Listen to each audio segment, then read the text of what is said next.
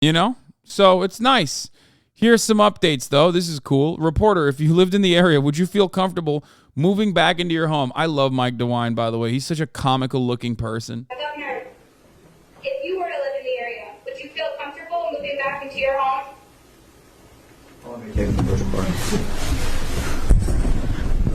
Look, I think that I would be drinking the bottled water, and I would be continuing to find out what the tests were showing as far as the air. I would be alert and concerned, but I think I would probably be back in my house. Governor.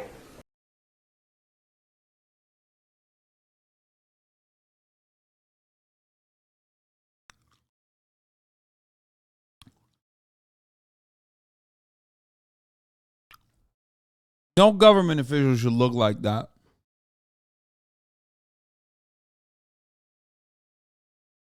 Just saying. Just cartoonish looking motherfucker.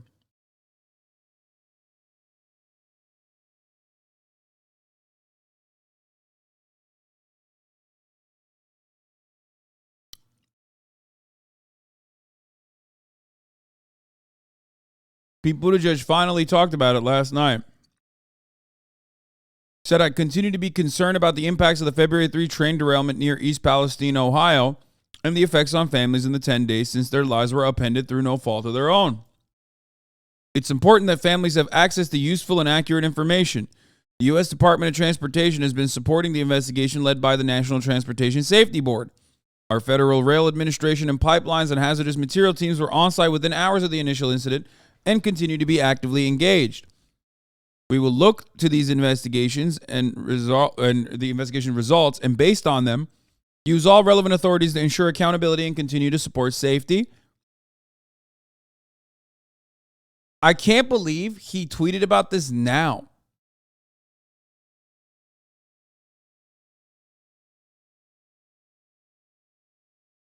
Like, this is a day of tweet.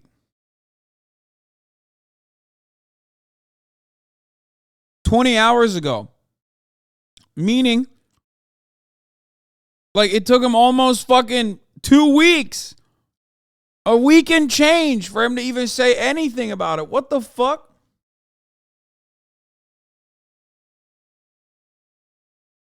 In the meantime, our federal partners at the EPA are on site and monitoring indoor and outdoor air quality to test for VOCs and other chemicals of concern. EPA screened 291 homes and no detections were identified, and 181 homes remain. To request screening, call the number.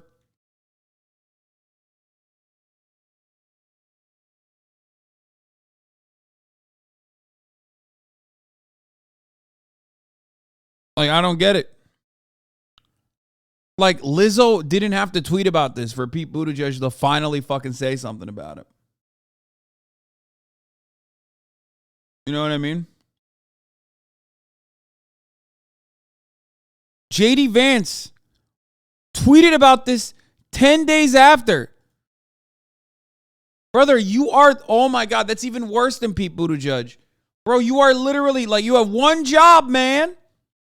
This is your fucking job.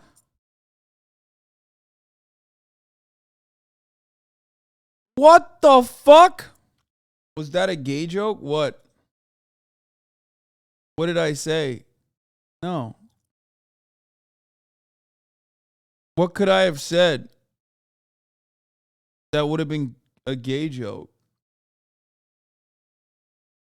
I think the Lizzo thing. No, that has nothing to do with being. Wait, what? Is Lizzo synonymous with being gay? No, you fucking idiot. I'm talking about Lizzo because she did tweet about it. And Lizzo is like, you know, a figure in the Democratic Party that like everybody loves. You know, every like liberal loves Lizzo. She's a major celebrity. And only when like, you know, major celebrities tweet about this shit do the representatives and other people in positions of power finally like start saying stuff.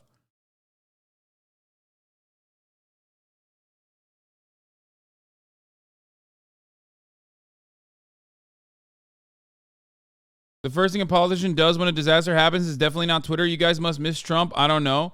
You are a delusional puppet and a bootlicker if you think that a press release to offer assurances to your constituents is just Twitter. How brain broken are you? A press release that comes 10 days later after a fucking catastrophe implies that you couldn't even do the fucking bare minimum for 10 fucking days. 10 days, man. 10 days.